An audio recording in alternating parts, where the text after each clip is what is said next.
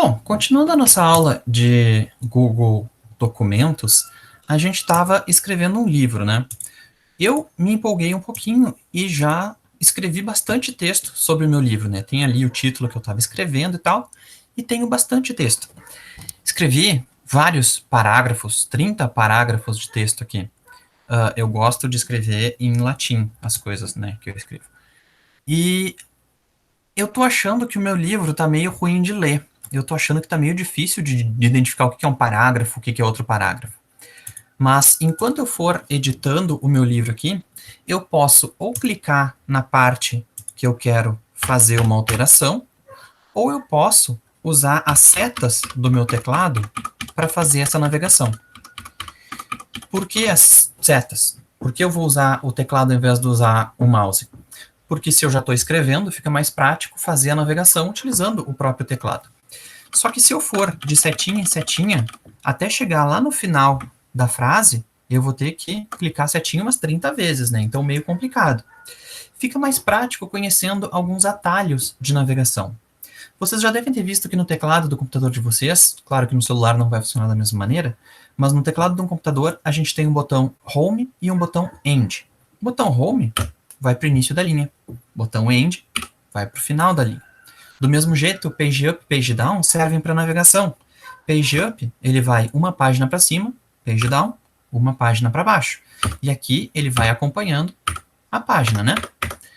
Mas se eu quero navegar, mas eu não quero navegar tanto, eu quero ir uma palavra para frente, eu quero ir um parágrafo para frente.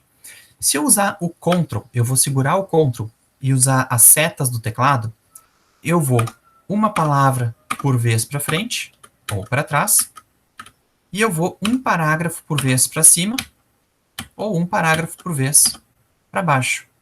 Então, são atalhos de navegação que eu tenho. Eu posso combinar esses atalhos também com o Home e com o End. Se eu segurar o Ctrl com o Home, eu vou para o início do documento, Ctrl com o End, final do documento. Ctrl Page Up, aqui ele não funciona a navegação, porque ele vai navegar no meu Firefox, né, no meu navegador de internet. Se for no Word, se for no LibreOffice, por exemplo, ele vai uma página inteira acima ou abaixo, ao invés de mudar uma tela, né? Outra coisa que eu posso fazer é selecionar um texto. Digamos que eu quero editar esse texto aqui. Ou esse parágrafo inteiro. Posso selecionar com o mouse e aí aplicar a formatação que eu quero. Ou então, vou desfazer com o Ctrl Z, eu posso combinar a navegação com o Ctrl e segurar o Shift junto. Se eu segurar o Shift junto, ele já aplica a seleção. Então, se eu estou escrevendo essa palavra aqui e eu quero selecionar toda ela, eu seguro o Ctrl e o Shift e aperto para frente para selecionar a palavra inteira. E aí eu posso deletar ela, eu posso aplicar um negrito. Não apliquei negrito. Ctrl B para o negrito. Posso usar Ctrl I para o itálico. Posso usar Ctrl U para o sublinhado. Isso aí. E tem alguns outros atalhos, como aumentar a fonte e assim por diante. Cada programa vai ter um conjunto de atalhos diferentes. Como é que a gente descobre esses atalhos? Um dos jeitos é botando o cursor em cima do botão que aplica a formatação. Então aqui eu queria aumentar a fonte. Ctrl Shift ponto. Ele aumenta a minha fonte. Ctrl Shift ponto. No Word, no LibreOffice, por exemplo, é Ctrl e abrir ou fechar colchete, né? Então, colchete de início e de fim. Isso vai mudar de um programa para o outro. No Word, se eu quero botar negrito, Ctrl N, itálico, Ctrl I, sublinhado, Ctrl S.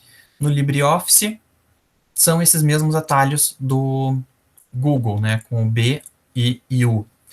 Mas sempre vai mudar de acordo com o programa que eu estou utilizando. Do mesmo jeito, eu tenho diversas outras operações que eu posso aplicar utilizando atalhos. Se eu colocar o cursor aqui no alinhar à direita, por exemplo, Ctrl Shift R. No marcador, Ctrl Shift 8. E aí todos esses atalhos mudam, de novo, de acordo com o meu programa, e eu preciso saber o que eu quero fazer.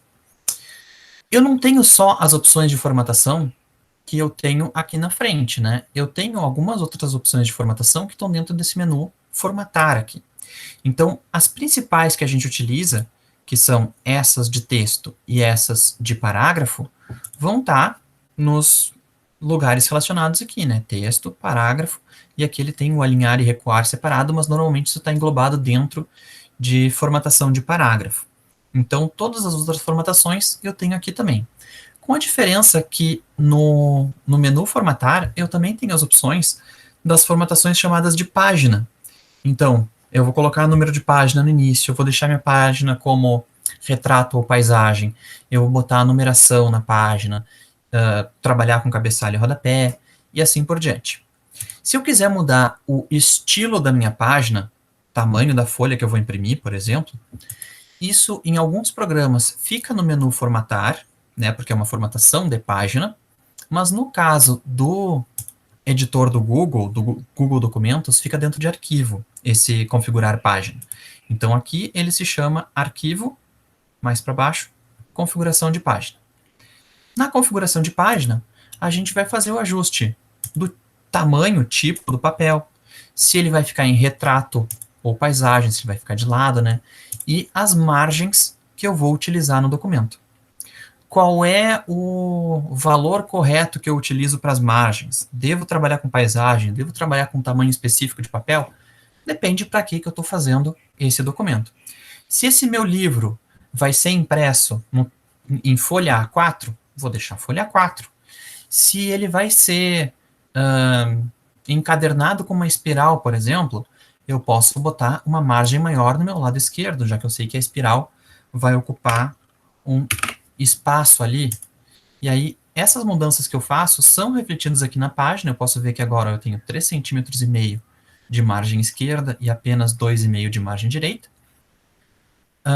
E eu faço esses ajustes de acordo com a necessidade que eu tenho para o que eu vou usar esse documento. Se ele é um documento que vai ser lido na internet ou no celular, eu posso tanto deixar com os valores padrão, quanto utilizar valores menores, porque eu vou poder utilizar todo o tamanho da página. Se eu vou jogar isso numa impressora, por exemplo, e eu deixar 0 aqui, a maioria das impressoras não conseguem preencher até a borda real do papel. Elas têm um tamanho mínimo de impressão, ou tamanho máximo de impressão na folha, né? Então tem um pedacinho nas margens do papel que ela não consegue imprimir.